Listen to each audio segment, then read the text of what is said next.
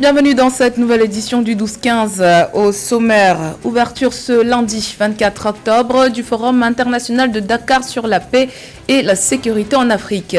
Cette 8e édition placée sous le thème « L'Afrique à l'épreuve des chocs exogènes, défis de stabilité et de souveraineté » mettra particulièrement à l'honneur l'Afrique lusophone avec une présence institutionnelle de haut niveau de l'Angola, du Cap-Vert et de la Guinée-Bissau. L'Ouganda, hôte de la 2e conférence judiciaire annuelle de la Cour de justice de l'Afrique de l'Est. Cette rencontre devrait attirer des participants de 7 États partenaires de l'EAC, réunis à Kampala du 15 novembre au 15 décembre 2022. Et puis, c'était la sortie en salle le 21 octobre dernier au Cameroun du film intitulé Kankang du réalisateur Joseph Akama, un biopic pour commémorer le 25e anniversaire de la disparition du plus célèbre humoriste camerounais Jean-Michel Cancan. Événement phare du continent coïncidant cette année avec la présidence sénégalaise de l'Union africaine, le Forum international de Dakar sur la paix et la sécurité en Afrique s'ouvre ce lundi dans la capitale sénégalaise. À l'ordre du jour de cette 8e édition, les questions de stabilité et de souveraineté, celles-ci étant au cœur des récentes actualités sur le continent. Parmi les invités figurent notamment le président angolais João Lourenço et son homologue guinéen Umaro Sissoko Embalo, actuellement président en exercice de la CEDEAO. Ont également été conviés le ministre des Affaires étrangères et de la coopération internationale du Mali, Abdoulaye Diop. Partenaires historiques du forum, la France et le Japon seront représentés. Des délégations internationales avec entre autres l'Arabie Saoudite, la Turquie, l'Inde et les États-Unis, ainsi que des organisations comme l'UMOA, la CEDEAO et l'OTAN seront également présentes. Le forum vise notamment à mettre l'accent sur l'opérationnalisation de l'architecture de paix et de sécurité de l'Union africaine, ainsi que trouver des approches efficaces pour lutter et ou prévenir l'expansion de l'extrémisme violent. Écoutons à ce propos le professeur Saliou Ndiaye, membre du comité scientifique du forum de Dakar. C'est un rendez-vous incontournable, un rendez-vous au cours duquel des experts venus de tous les pays, des organisations de la société civile, des experts également, vont discuter, échanger sur des questions qui touchent à la paix et à la sécurité. Il s'agit de parler des chocs exogènes, c'est-à-dire de tout ce qui était inattendu et qui aujourd'hui touche aux problèmes de l'Afrique. Notamment, c'est un continent qui a été confronté à des problèmes démographiques, à des problèmes de rupture depuis la décolonisation et qui se retrouve aujourd'hui confronté également à des chocs inattendus venus de l'extérieur, d'abord des experts nationaux, des experts internationaux, au-delà des chefs d'État, qui vont échanger pour trouver des solutions inclusives, puisque ces chocs exogènes affectent principalement la santé, l'éducation et surtout touchent profondément les populations vulnérables. Et ces populations vulnérables, du fait que l'éducation en même temps est lourdement affectée par ces chocs exogènes, sont sujets évidemment à des épreuves, notamment, ils sont la proie facile de l'extrémisme violent. Arrestation de plusieurs membres du Parti des travailleurs tunisiens. Le parti a indiqué dans un bref communiqué publié ce dimanche 23 octobre que suite à la distribution de tracts du Parti travailliste portant sur la question de la cherté de la vie, la police de la ville de Kairouan avait interpellé des dirigeants centraux et locaux du parti, à savoir Ali Bazawi, Tarak Barak et Rabi Djawadi. Selon le communiqué, un citoyen qui filmait les faits avec son téléphone téléphone portable aurait également été interpellé par les forces de l'ordre. Dans sa sortie, le Parti des travailleurs a souligné son rejet, je cite, de la censure et de la tyrannie. Rappelons qu'en plus de la crise économique, la Tunisie traverse également une crise sociopolitique depuis le 25 juillet dernier, date à laquelle le président Kais Saied a imposé des mesures d'exception, notamment la dissolution du Parlement, la promulgation de lois par décret présidentiel, la révocation du Premier ministre et la nomination d'un nouveau gouvernement. Des mesures rejetées par la majorité des forces politiques et civiles du pays. La communauté d'Afrique de l'Est poursuit le système de rotation de sa cour de justice. L'Ouganda sera ainsi le deuxième pays à accueillir des auditions de la Cour de justice du bloc communautaire du 15 novembre au 15 décembre 2022.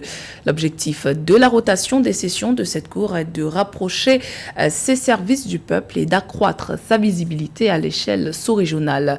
En Ouganda, l'organe judiciaire est-africain va statuer notamment sur la légalité de la limitation de l'âge présidentiel en vigueur depuis 2018 dans le pays. Les détails avec Nathalie Mo. La communauté d'Afrique de l'Est va une nouvelle fois implanter le système de rotation de sa cour de justice, une réforme adoptée par les pays membres en 2021. Alors que l'institution judiciaire reste basée à Arusha en Tanzanie, du 15 novembre au 15 décembre 2022, elle va siéger en Ouganda, selon des indications de la vice-première ministre Rebecca Kadaga. L'Ouganda est ainsi le deuxième pays à accueillir les auditions de la Cour de justice du bloc communautaire après le Burundi, en novembre 2021. L'intérêt de la rotation des sessions de novembre de la Cour de justice de la communauté d'Afrique de l'Est est le besoin d'implication et donc d'intégration plus avancée des différents acteurs, membres et parties prenantes de la dite Cour, notamment les pays de la communauté. L'objectif de la rotation des sessions de novembre de la Cour est de rapprocher ses services du peuple et d'accroître sa visibilité alors qu'elle s'acquitte de son mandat de promotion de l'accès à la justice conformément avec le traité de la communauté d'Afrique de l'Est. En Ouganda, l'organe judiciaire est-africain va trancher sur 20 plaintes. L'une d'elles concerne la levée de la limitation de l'âge présidentiel qui a permis au président Yoweri Museveni de briguer un 6e mandat en 2021. Une telle instance ne serait en mesure de statuer sur des affaires comme la limitation de l'âge présidentiel d'un pays que sous deux conditions. Premièrement, que ce volet fasse partie de ses prérogatives et donc de ses capacités légales. Ensuite, que le pays concerné par la question ait signé et ratifié l'accord donnant mandat à la Cour de justice de la communauté des États d'Afrique de l'Est d'intervenir et selon leurs principes de hiérarchie des normes sur des questions internes et de souveraineté. L'Ouganda abrite du 26 au 28 octobre 2022 la deuxième conférence judiciaire annuelle de la Cour de justice de l'Afrique de l'Est. L'événement qui se tient sous le thème « Transformer l'accès à la justice dans la communauté de l'Afrique de l'Est » devrait contribuer à renforcer le mandat de l'organe judiciaire est-africain dans le règlement des différends et le développement d'une jurisprudence clé sur les questions d'intégration régionale. Toujours dans l'actualité, la semaine dernière s'est achevée avec une nouvelle manifestation contre la cherté de la vie au Maroc. À l'appel de l'Union nationale des travailleurs, plusieurs centaines de manifestants se sont réunis devant le Parlement à Rabat ce dimanche 23 octobre pour protester contre la vie chère. Notons que l'UNMT est un syndicat proche du Parti de la justice et du développement, principale formation de l'opposition. C'était d'ailleurs l'une des première fois que des sympathisants du PJD descendaient dans les rues depuis la défaite du parti aux législatives de septembre 2021, remportée par le Parti libéral de l'homme d'affaires Aziz Akanouche. Le chef du gouvernement Aziz Akanouche, aujourd'hui dans le collimateur des manifestants qui remettent en cause sa gestion. Le malaise social s'accroît au Maroc avec une inflation qui poursuit sa progression et s'illustre par une hausse générale des prix qui a atteint 8,3% en septembre 2022 par rapport à la même période en 2021. Le gouvernement tchadien peaufine son plan de financement de l'agriculture rurale. Objectif, apporter des solutions au chômage des jeunes, mais aussi à la crise alimentaire que connaît le pays. En marge du forum régional sur la finance agricole et rurale tenu à Yaoundé au Cameroun, les autorités tchadiennes se sont laissées séduire par le modèle camerounais de financement de l'agriculture rurale. Séverin Douque. Le Tchad fait le pari du financement de l'agriculture rurale pour sortir de la crise alimentaire qu'il subit, mais davantage pour trouver les solutions à la crise de l'emploi qui va grandissant dans le pays. Si le taux de chômage au Tchad est de 5,8%, celui des jeunes diplômés est très élevé, il est passé de 42% en 2015 à 60% en 2017. Le pays veut s'inspirer du modèle camerounais de financement de l'agriculture rurale, exposé en marge du Forum régional sur la finance agricole et rurale à Yaoundé, au Cameroun du 18 au 20 octobre 2022, à travers la visite d'institutions d'encadrement et de formation des jeunes par le PAE Jeunes, le programme de l'entrepreneuriat agropastoral des jeunes, pour apporter des solutions au chômage. La grande préoccupation, c'est que ces jeunes aujourd'hui qui sont au chômage constituent une bombe à retardement pour nos pays. Il faudrait leur trouver des solutions. Et parmi les solutions, il y a la terre. La terre, elle permet d'employer tous ces jeunes. Il y a beaucoup de jeunes qui pensent que le travail de la terre est un travail salissant.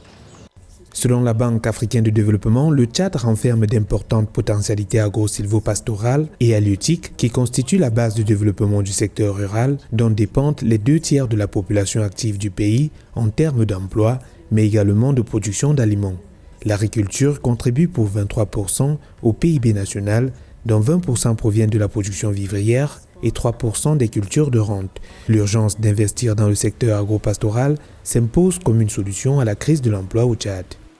J'ai bien envie d'avoir ce genre de modèle-là chez moi au Tchad, mais je me battrai pour qu'on ait des choses similaires qui peuvent former les jeunes, qui peuvent les encadrer, qui peuvent leur assurer le coaching nécessaire pour que ces jeunes puissent répartir et ensuite faire des choses merveilleuses telles que ça se passe aujourd'hui au niveau du Cameroun. Selon le ministère tchadien de l'économie, de la planification et du développement, le chômage des jeunes est très accentué dans le monde rural. Plus de 70% de jeunes diplômés sont sans emploi, d'après un récent rapport. Pour le meilleur et pour le rire, une phrase qui résume parfaitement l'œuvre de feu Dieudonné Afana Ebogo, alias Jean-Michel Cancan. Nombreux le considèrent comme le plus grand humoriste camerounais de tous les temps. Parmi ceux-ci, le réalisateur Joseph Akama, dont le long métrage de 110 minutes intitulé Cancan est sorti dans les salles de cinéma du Cameroun le 21 octobre dernier. 25 ans après sa disparition, ce film retrace les derniers mois de la vie de Jean-Michel Cancan. Découverte dans ce sujet de Nathalie Mo. Sortie officielle nationale du premier film biographique dédié à la mémoire d'un artiste camerounais le 21 octobre 2022. Intitulé Cancan, le long métrage de 110 minutes, écrit et réalisé par Joseph Akama, retrace les derniers mois de vie de Dieudonné Afana Ebogo, plus connu sous son nom de scène Jean-Michel Cancan. Ce biopic est une révolution à plusieurs titres dans le paysage cinématographique camerounais. Cancan est le premier long métrage de la maison Clé les productions, jusqu'ici spécialisées dans les films d'animation et dessins animés tels que Minga et La Cuillère Cassée. Je pense qu'au cinéma, en termes d'hommage, on ne fait pas mieux que le long métrage. Et par rapport à ma collaboration avec Clay Edo, je pense que Clay, pour moi, je n'ai pas encore travaillé avec beaucoup de producteurs, mais j'ai travaillé sur des projets et je pense que au Cameroun, en termes de production, Clay, il est là-haut. Parce que Clay, il est très ouvert, il est très humain, mais surtout, il a une super culture cinématographique. Jean-Michel Cancan est incarné par l'acteur Landry Ngetsa. Pour l'homme de théâtre et de lettres, metteur en scène et comédien, s'approprier la personnalité atypique de Jean-Michel Cancan a représenté un véritable challenge. Défi visiblement relevé, le film Cancan est nommé dans 10 catégories de la 5e édition des Awards du film camerounais. L'acteur principal est en liste dans 2 catégories, meilleur acteur d'Afrique centrale et sautigué du public africain à la 7e édition des Sotigui Awards au Burkina Faso. J'ai également travaillé esthétique, j'ai travaillé sur plein d'autres aspects qui entourent le personnage physique, la personne physique. Ensuite, nous sommes entrés dans la phase de répétition proprement dite, qui a duré près d'un mois aussi, ou un mois et demi, avec les autres comédiens et avec les techniciens aussi. Et après ça, donc, nous sommes rentrés proprement dit dans la phase de tournage. Et donc, avec le réalisateur qui est très précis dans la direction qu'il donne. Rarement j'ai vu un réalisateur qui est aussi pointu et qui sait exactement ce qu'il veut, avec les mots qu'il faut, il ne se répète pas, il dit exactement ce qu'il attend de l'acteur. Pour moi, c'était tout simplement incroyable. Le film Cancan sort alors qu'on commémore en 2022 les 25 ans de la disparition de Dieudonné Afane Ebogo à l'âge de 41 ans. Jean-Michel Cancan a été une icône du théâtre camerounais qui a fait de la farce son genre de prédilection. Auteur d'au moins 7 sketchs à succès, il s'est illustré par un style intemporel et universel qui lui a permis de se produire à travers l'Afrique de la fin des années 70 à la décennie 90. C'était le journal de la rédaction. Merci pour votre fidélité. Dans un instant, une nouvelle édition de l'actualité sur Africa 24.